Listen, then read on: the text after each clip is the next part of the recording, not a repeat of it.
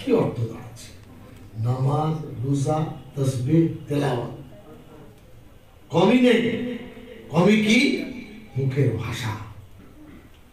কমই কি বাবা?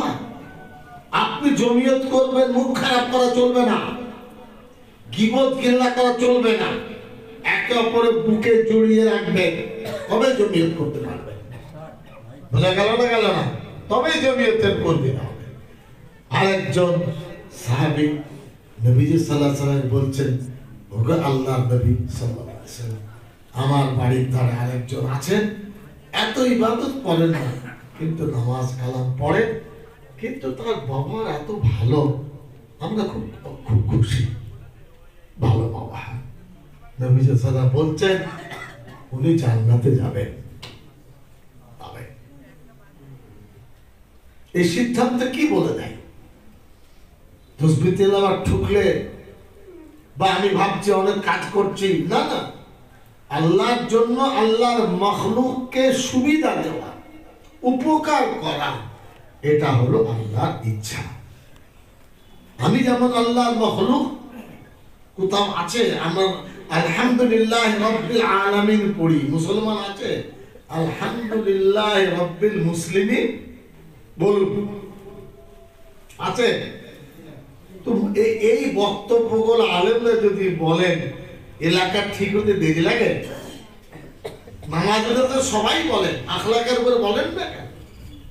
জি, ভালো করে শুনুন। নবীজি সাল্লাল্লাহু আলাইহি ওয়াসাল্লামের বাড়ি মদিনা তাইয়্যিবার কাছে এক ইহুদি খুব ভালো গোশতের শোরবা আর গোশত রান্না করতেন। শোরবা নবীজিকে দাওয়াত দিতে এসেছেন, আপনাকে দাওয়াত দিচ্ছি, মানে ঝোল বা শোরবাটা এত টেস্ট, মদিনা শরীফে প্রসিদ্ধ ওই ইহুদির রান্না সব থেকে। হুজুর আসুন, আমার বাড়িতে দাওয়াত খাবে। নবীজি সাল্লাল্লাহু আলাইহি ওয়াসাল্লাম বললেন, আমি একা? হ্যাঁ। আমার আয়েশা যাবে না? রাদিয়াল্লাহু আনহা। আমার মা? জি। বউদেরকে ভালোবাসাটা ভালো করে বুঝুন। না, আয়েশার দাওয়াত নেই। বলে তাহলে আমিও যাব না। নবীজি নাকচ করে দিলেন। কয়েকদিন পর আবার এসছে, নবীজি আপনাকে দাওয়াত দিয়ে খাওয়াতে চাইছি, আপনার দাওয়াত। তখন আবার বললেন, আয়েশা রাদিয়াল্লাহু আনহা যাবে কি? না, তার দাওয়াত নেই। বলে তাহলে আমিও যাব। এবারের বারে সেই ইহুদি এসে বলছেন, হ্যাঁ হ্যাঁ, হযরত আয়েশা রাদিয়াল্লাহু আনহার দাওয়াত আছে, চল এবার আমিও যাব একসাথে। কি বোঝা গেল? হালাল খাদ্য যদি কেউ দেয়, লেনদেন হতে পারে। আমাকে নিজে Siddhartha Shankar Ray chief minister of West Bengal ছিলেন, ব্যারিস্টার ছিলেন।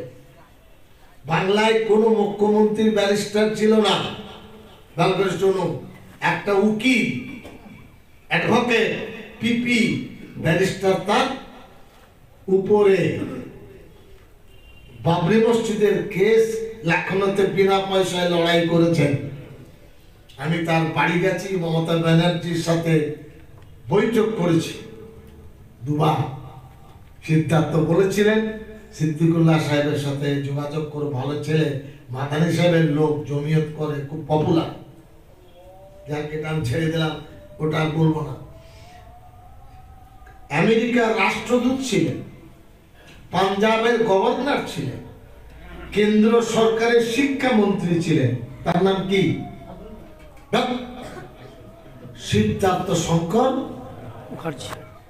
এবং ওর দাদু, ওর নানা চিত্তরঞ্জন দাস স্বাধীনতা আন্দোলন করেছেন জমিয়তের সাথে।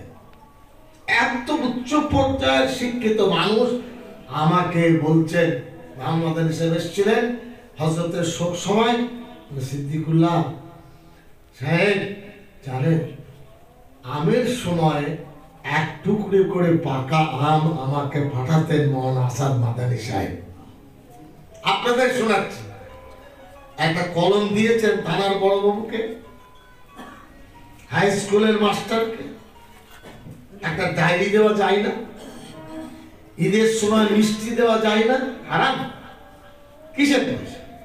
সম্পর্ক করবে। বুজুর্গরা শিখিয়েছেন। নেই, জমিয়তে করবেন কি করে?